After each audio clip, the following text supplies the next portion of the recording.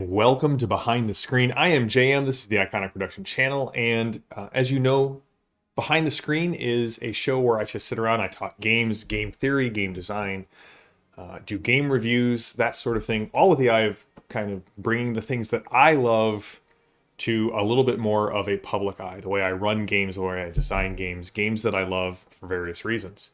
One thing you'll never see me discuss on Behind the Screen is things I don't like.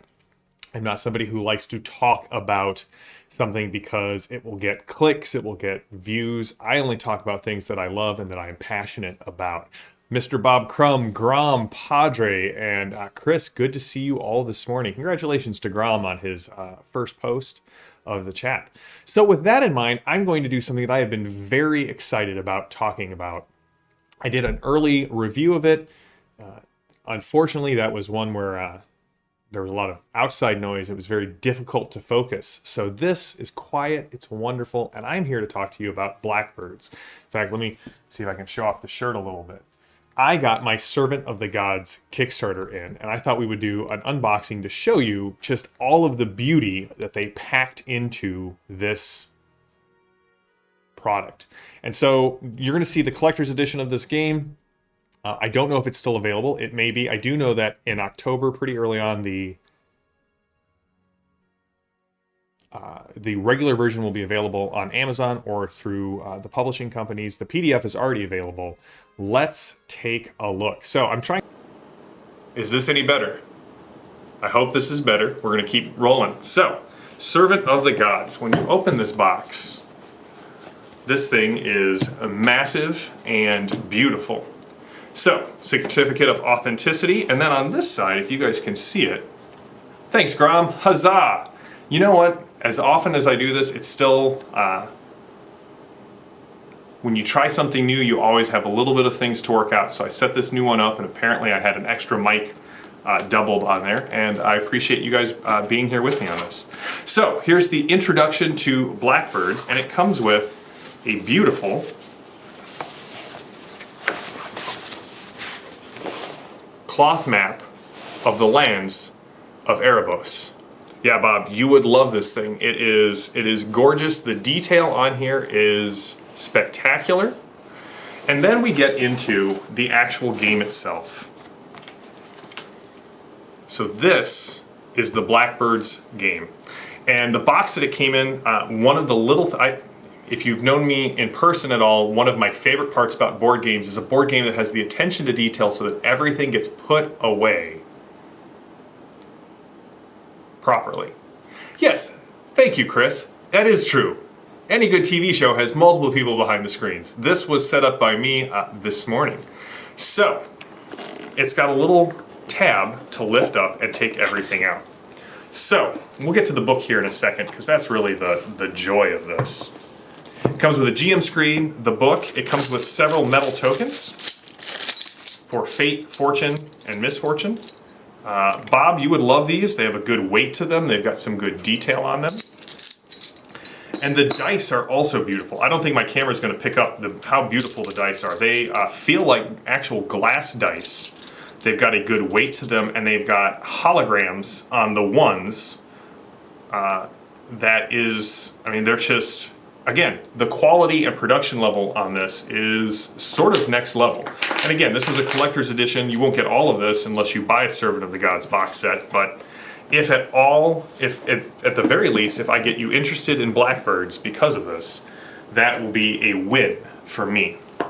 So GM screen, 4-panel, and very light on the inside. I haven't run Blackbirds yet, so I would be very interested to see how much this information actually, if there are charts or anything that I would refer to more often in an attempt to run the game. But I can't fault it for its quality or the beauty of the game. Let me flip this over so you can see the panel on the inside, or the image on the outside. Showed you the panels on the inside. And then, last but not least, this is the beautiful book. Kind of faux leather cover, matte. It's got the art that is the same on the t-shirt. It's got the silver edging that I always love. And for a book of this size, it does lay flat. 3 stitched in bookmarks. And again, if we just flip through here, let's find some, I mean, the art in this book is just amazing. And there's no famine of art in this book. Every page or every couple of pages, you have a beautiful piece of art. Oh, the silver gilding is just perfect. It's in that moment when you open a new book and the gilding kind of keeps the pages sticking together just a little bit. But again, I will say some of this art is, I've got to always make sure when I flip to one of these, because this game is a game of horror. And there is a lot of darkness and beauty in this game. This whale with eyes. Bob, I think I was telling you that there's something in the zeitgeist about 5 to 8 years ago that we are seeing coming to fruition here in games like Elden Ring, in games like Blackbirds. Richard and I were actually talking about it with Ben on one of our Discord channels, and how we're maybe seeing a swing back from sort of a intellectual or I have to explain everything style of fantasy to something that embraces a little bit more of the beauty and the weirdness and the strangeness that drew so many of us to fantasy in the first place and to role-playing games in the first place. Richard brought up the Dolem Wood for Old School Essentials. We mentioned Dunsany in an article that we shared, or Dunsany was mentioned in an article that we shared this morning. This game, Blackbirds, fits that sort of weird, mystical fantasy that I truly love. Bob, there's a chance that instead of Warhammer, we may try Blackbirds instead. So again, if you're new to Blackbirds and you haven't heard of this is a game using the Zweihander mechanics. And again, Zweihander is probably one of the best D100 games out there. I would rate it as an A+ game system. Daniel Fox and the team did an amazing job building this system to capture the feel of old school Warhammer. My main problem with Zweihander, if I could say that there was a problem, is that it was the empire of Warhammer with the serial numbers filed off. And there were some interesting things, there were some interesting historical takes that they were doing.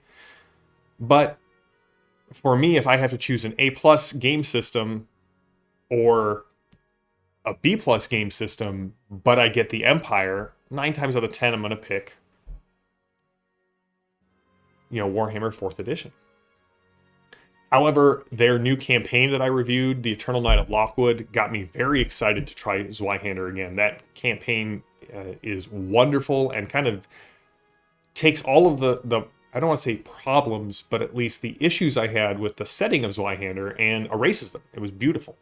And then we got Blackbirds. And Blackbirds is a completely unique and interesting setting that also is tied into the Zweihander mechanics.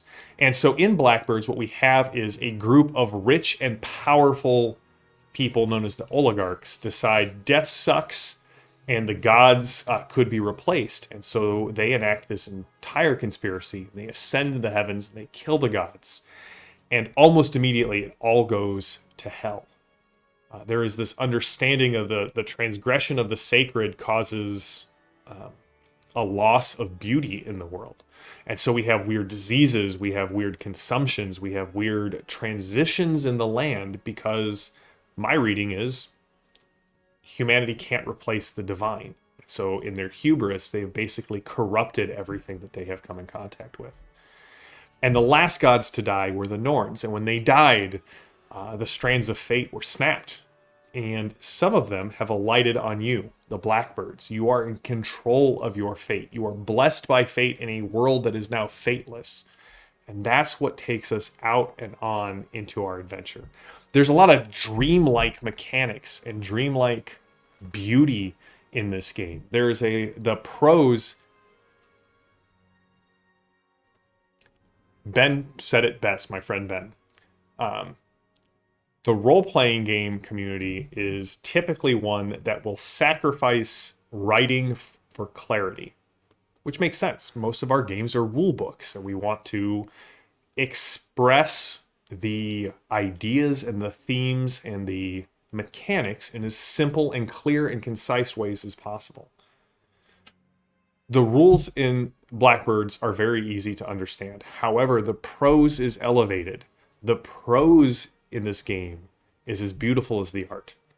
If you want something beautiful that you will enjoy reading, that you will enjoy diving into, that you will enjoy taking snatches of and just refreshing yourself with, this is a role-playing game that I never thought I would say anything of that about a role-playing game. Yes, role-playing games can be beautiful. Yes, role-playing games can inspire beauty.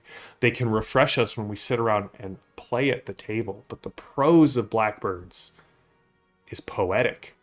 It is beautiful and draws me in deeper. It's not a high, pretentious prose. It is perfect for the setting and the world. Now, they've also got a series of short stories that are going to be coming out on the 4th that I've already pre-ordered. I will listen to and probably mention on a review show in the future. I don't know that I will do a review of an audiobook, but, you know, who knows? And so that's it. That's Blackbirds. Bob, I want this show is mainly for Bob, because we enjoy things like this. And I'm just glad that the rest of you were with us to enjoy this along the way. I'm hoping to get a Blackbirds one-shot streamed on the show. I think I could get Chris involved in this. Chris, I think you would enjoy this.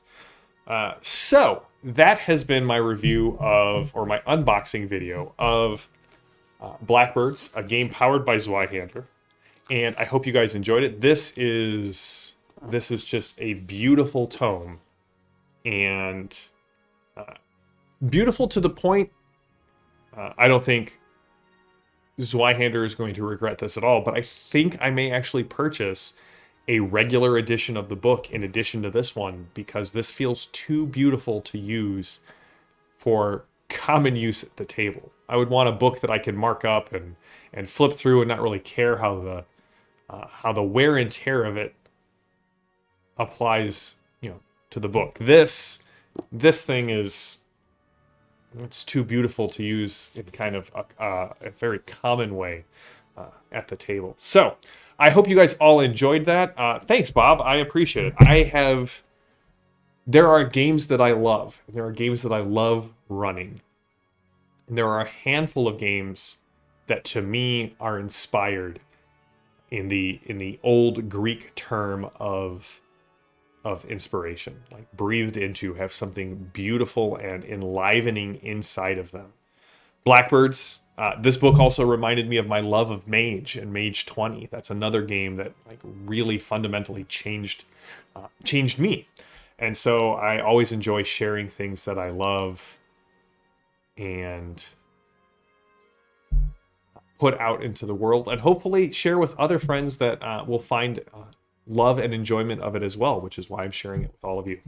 So Tuesday we will be back with the final piece of our cyberpunk look. We're going to look at cyberpunk, how to replicate the experience at the table, and then we'll go into transhumanism, which I know John Doom is very excited about. So if you like this, if you end up getting a copy, it's available for pre-order on Amazon. I'll put a link in the show notes down below if you want to support the show in that way. Also, if you get it and you have anything nice to say, please share it on social media. I believe it is at AMuttRPGs is the official Andrew McMillan publishing for role-playing games, and they've asked that people just share about it because they want to hear the news. So until next time, stay safe, stay healthy, stay gaming. Thank you, chat, for letting me know that I had a huge chunk with the sound off. JD, if you'll help me edit that out, I would appreciate it for posterity's sake. Until next time, I will see you all on Tuesday. This has been Behind the Screen and an Iconic production. Have a good one.